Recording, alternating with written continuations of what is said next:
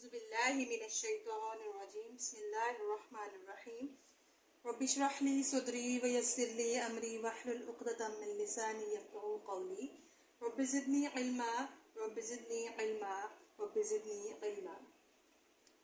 آج جو ہم نے سبق پڑھنا ہے اس کا نام ہے قاعدہ اخفائے حقیقی۔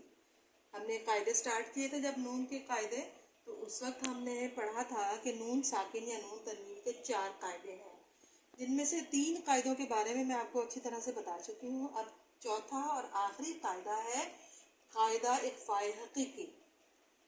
نون ساکن یا نون تنوین کے بعد اگر حروف اخفا یعنی 15 حروف حلقی جو تھے وہ بھی ہم نے الگ کر دیے تھے، حروف یرملون بھی الگ ہو گئے، حرف با بھی الگ ہو گیا۔ اب جو حروف تہجی میں سے باقی حروف بچ گئے ہیں ان کی ترتیب کچھ اس طرح سے ہے: تا، ثا، جیم، دال، رال، زا، سین، شین، صاد، ضاد، طا، ظا، فا، قاف، کاف۔ اب یہ کاؤنٹ کریں، یہ کے پورے 15 حروف ہیں، ٹھیک ہے؟ یہ پہلے کسی قاعدے میں یوز نہیں ہوئے۔ اب یہ 15 حروف انہیں حروف اخفا کہتے ہیں۔ جب نون ساکن یا نون تنوین کے بعد ان 15 حروف میں سے کوئی حرف آ جائے تو وہاں پر اخفائے حقیقی ہوگا۔ اخفا سے مراد چھپانا، چھپا ہوا، یعنی غنہ کر کے پڑھیں گے۔ اخفا کرتے وقت نون ساکن یا نون تنوین باقی نہیں رہتا، صرف غنہ باقی رہتا ہے، اسے نرم غنہ کہتے ہیں۔ اب دیکھیے، پہلے جب ہم نے ادغام کبیر پڑھا تھا اس میں ادغام کبیر غنہ والا، اور اقلاب میں ہم نے پڑھا تھا وہ سخت غنہ ہو رہا تھا، ٹھیک ہے؟ اس میں پورا کا پورا ہم غنہ کر رہے تھے سخت۔ اب جو اس میں ہم نے غنہ کرنا ہے وہ اس میں نرم غنہ کرنا ہے، اور نرم کس طرح سے کرنا ہے وہ یہ دیکھیے، ان 15 حروف میں سے نون ساکن یا نون تنوین کے بعد اگر کوئی حرف ہوگا تو اخفائے حقیقی ہوگا۔ اب یہ دیکھیے، مثالوں سے ہم دیکھتے ہیں۔ یا پیش نون یون، یہاں نون ساکن دیکھیں گے، رکیں گے، اور اگلا حرف ان حروف میں سے دیکھیں کون سا ہے؟ فا۔ ينفقون، اب اسے ہم ينفقون نہیں پڑھیں گے، یہ ہے تو ينفقون، لیکن اسے نرم غنہ کیسے کرنا ہے؟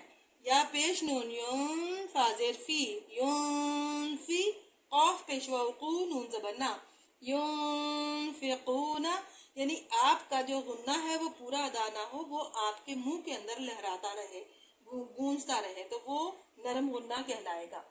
اسی طرح سے آپ یہ دیکھیں، میم زیر نون من، یہ نون ساکن آ گیا، اس کے بعد ان حروف اخفا میں سے قاف ہے، ٹھیک ہے؟ یہ ساری فی الحال نون ساکن کی مثالیں ہیں۔ اسی طرح سے نون تنوین کے بعد بھی اگر یہ حروف آئیں گے تو وہاں پہ اخفاء حقیقی یعنی نرم غنہ ہوگا۔ میم زیر نون میں قاف زبر با، قبلی کم۔ اب یہاں پہ دیکھیے، من قبلکم، اسے ہم نے من قبلکم نہیں پڑھنا، ٹھیک ہے؟ نرم کرنا ہے غنہ، اس کی پریکٹس سے آپ کو یہ قرآن پاک میں اخفاء حقیقی پڑھنا آئے گا۔ اسی طرح سے حمزہ پیش نون اون، زا زیر زی۔ اب یہ زا کون سا حرف ہے؟ یہ دیکھیے گا، یہ رہا اخفاء حقیقی میں سے زا ہے۔ انزلہ، اسے ہم نے انزلہ نہیں پڑھنا، ٹھیک ہے؟ ينفقون من قبلكم انزلہ، یہ آپ پہلے پوری اچھی طرح سے ڈیفینیشن اس کی سمجھ کے پڑھیں، اس کے بعد آپ یہ پریکٹس کریں۔ یہاں سے نون ساکن یا نون تنوین کو دیکھیے گا، اور اسی طرح سے آپ قرآن پاک میں سے ان کی مثالیں ڈھونڈیے گا۔ نون کے جو 4 قاعدے تھے وہ آج مکمل ہو گئے۔ اب انشاءاللہ العزیز اس کے بعد میں اگلا جو چھوٹا ٹاپک ہے وہ بھی نون کے حوالے سے ہی ہے، ایک سخت غنہ ہے اور ایک حروف غنہ ہے، وہ بھی چھوٹے چھوٹے ٹاپک ہیں، وہ نون سے ریلیٹڈ ہی ہیں، تو لیکن باقاعدہ نون ساکن اور نون تنوین کے جو قواعد ہیں وہ مکمل ہو گئے۔ اب ہم نے ان کی پریکٹس کرنی ہے۔ اللہ تعالیٰ ہم سب کو توفیق دے کہ قرآن پاک کو پورے اصولوں کے مطابق پڑھنے کی ہمیں سیدھی راہ پہ رواں دماغ فرمائے۔ السلام علیکم ورحمۃ اللہ۔